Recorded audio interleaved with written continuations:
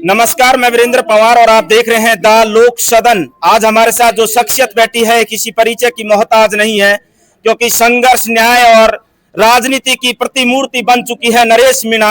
और मैं परिचय देने की आवश्यकता नहीं है, क्योंकि मैं ये समझता हूं कि 8 महीने जेल में रहने के बाद एक सफल राजनेता बनकर बाहर आए हैं।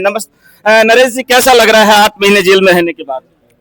आज खुले आसमान के नीचे हो। अच्छा महसूस कर रहा हूँ, जनता का आशीर्वाद मिल रहा है, बाबा श्याम का दर्शन हो गए, उनका आशीर्वाद प्राप्त किया है और अच्छा महसूस हो रहा है। मैं कल से देख रहा हूँ सोशल मीडिया पे, ट्विटर हो, एक्स हो, यूट्यूब हो, फेसबुक हो, एक चर्चा जरूर चल रही है कि नरेश मीणा जो है जेल से निकलकर बाहर निकलकर बदले बदले लग रहे हैं। क्या बात है? नहीं नहीं नहीं, वही तरीका है, वही तेवर है। बस अब 8 महीने रहे, जनता का जिस तरह का आशीर्वाद मिल रहा है, जिस तरह की जनता की उम्मीदें हैं, तो इसलिए जिम्मेदारियां भी अब मुझे लगने लगा कि अब मेरे को ज़्यादा जिम्मेदार बनकर लोगों के बीच में जाना है, तो इसलिए थोड़ा संयम में। आप कल समरावता गए, वहां से सीधे देवधाम जोधपुर टोंक गए। दो समाजों को एक करने का संदेश नरेश मीणा 2011 से देते आ रहे हैं, 2018 से उसको मजबूती देते आ रहे हैं। क्या गुर्जर मीणा की जो एकता है उसको नरेश मीणा बरकरार रखेंगे? देखो, मेरा तो ये मन है कि सभी जातियां, सभी धर्म एकजुट होकर इस देश को मजबूत करे, राजस्थान को मजबूत करे, और वो तभी है जब सारे लोग एक साथ बैठे, एक साथ रहे। अंता से चुनाव लड़ेंगे नरेश मीणा? अभी चुनाव के कंफर्म नहीं है, लेकिन अभी कंफर्म होने तो फिर देखते हैं। लेकिन ऐसा कहा जाता है पहला चुनाव जो है हारने के लिए लड़ा जाता है, दूसरा हराने के लिए लड़ा जाता है और तीसरा जीतने के लिए लड़ा जाता है। आप पहला चुनाव हार गए, दूसरा हरा दिया, आप तीसरा जीतने के लिए लड़ेंगे क्या नरेश मीणा? देखो, मैं जो दोनों चुनाव लड़ा हूं, उससे ये चीज क्लियर हो जाती है कि आज राजनीति किस तरह से की जा रही है, राजनीति में किस तरह के लोग हैं, किस तरह से टिकट बांटे जाते हैं, किस तरह से राष्ट्रीय पार्टियां उन्हीं लोगों को बार बार मौका देती है जो या तो धन बल का हो, उनके पास हो, या वंशवाद का हो। तो हम चाहते हैं कि भाई नए लोग राजनीति में आए, और इसलिए मुझे तो उम्मीद भी नहीं थी कि मुझे इतने सारा वोट मिलेगा, इतना सारा आशीर्वाद मिलेगा, लेकिन छबड़ा भी भरपूर आशीर्वाद मिला और देवली उनियारा उससे भी बढ़कर आशीर्वाद मिला। एक सवाल और कर लेते हैं नरेश जी की जो भ्रष्ट सिस्टम है उससे युवा आहत हैं। पिछले 8 महीने से आप जेल में थे, लगातार आपके समर्थन में सोशल मीडिया पे रोज हजारों लाखों पोस्ट होती थी, इतने युवा आपके साथ हैं। इन भ्रष्ट सिस्टम के लेकर नरेश मीणा क्या कहेंगे? भ्रष्टाचार के खिलाफ मैं शुरू से रहा हूं, और मैंने अब ये देखा है कि राजनीति को भी एक व्यापार का धंधा लोग बना रहे हैं, व्यापारीकरण राजनीति का किया जा रहा है, और जो लोग राजनीति को व्यापारीकरण की तरफ ले जा रहे हैं उनके खिलाफ मैं लड़ाई लड़ रहा हूं। और यही कारण है कि इसीलिए मेरे पे ये मुकदमा लगा, ये धाराएं लगी, 8 महीने मुझे जेल में रखा गया। क्या नरेश मीणा को जानबूझकर फंसाया गया?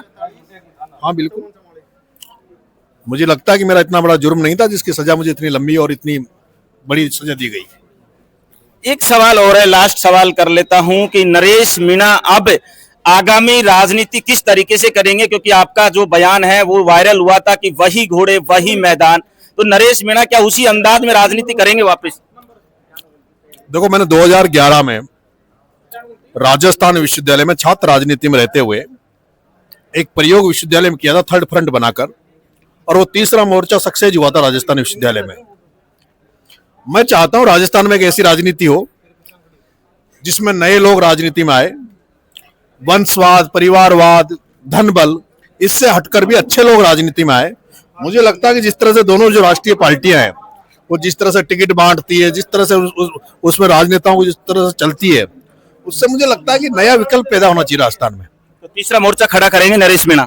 मैंने प्रयास किया था, मैंने विधानसभा में ये प्रयास किया था, अभी जो उपचुनाव लड़ा, और जो लोग थर्ड फ्रंट की तरफ सोचते हैं, थर्ड फ्रंट बनाने की बात करते हैं, वो अगर सारे लोग विधानसभा चुनाव में मेरी मदद करने आ जाते तो 2028 में 100% थर्ड मोर्चा बन जाता।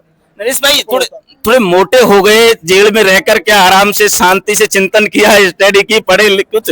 वहाँ क्या कोई खेलकूद की जगह तो था नहीं, मैदान कोई था नहीं, कोई खेलने की जगह नहीं थी, बस खाते थे और पढ़े रहते थे, किताबें पढ़ते थे, टीवी देखते थे, अब कैसा लग रहा है, इतने बड़े नेता बन गए हैं, क्योंकि भारत, पूरे भारत में आपका वर्चस्व है, जहां जाओ बड़े बुजुर्ग महिला सब ये कहते हैं नरेश छूटा कि नहीं छूटा, नरेश छूटा कि नहीं छूटा। हम जाते हैं किसी रोड की, सड़क की कवर करने के लिए जाते हैं, स्कूल की कवर करने के लिए, बेटा तू पत्रकार है, बता नरेश छूटा कि नहीं छूटा। आज नरेश छूट गया, कैसा लग रहा है, कैसा आनंद आ रहा है? एक पवार भाई ऐसा है, मैं तो पहले जैसा ही नरेश हूँ।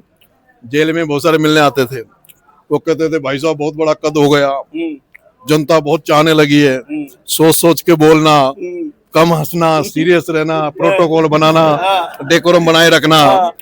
तो मुझे ये सब नहीं आता। मैं एक साधारण परिवार में पैदा हुआ हूँ, एक किसान परिवार में पैदा हुआ हूँ, और मैं जैसा था वैसा ही अभी भी हूँ और ऐसा ही रहूंगा।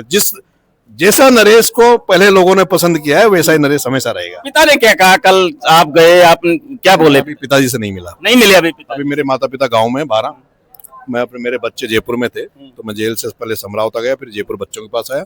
अब मैं जल्दी 12 का रूट बनाऊं, मेरे गांव जाने का प्लान। खाटू श्याम जी से क्या मांग के आए नरेश मीणा, बता सकते? मैंने कुछ नहीं मांगा, बाबा श्याम से ये मांगा कि मेरे को आशीर्वाद दे, ताकि मैं जनता की ज्यादा से ज्यादा सेवा कर सकूं। जो जनता का जो मन, जो जनता ने मेरे प्रति जो सोच रखा, जिस मन से वो लोग मेरे से आशा करते हैं, ईश्वर मुझे इतनी शक्ति दे कि मैं उनको कभी ऐसा नहीं हो कि लोग ये कहे यार हम जो सोचते थे वो गलत हुआ।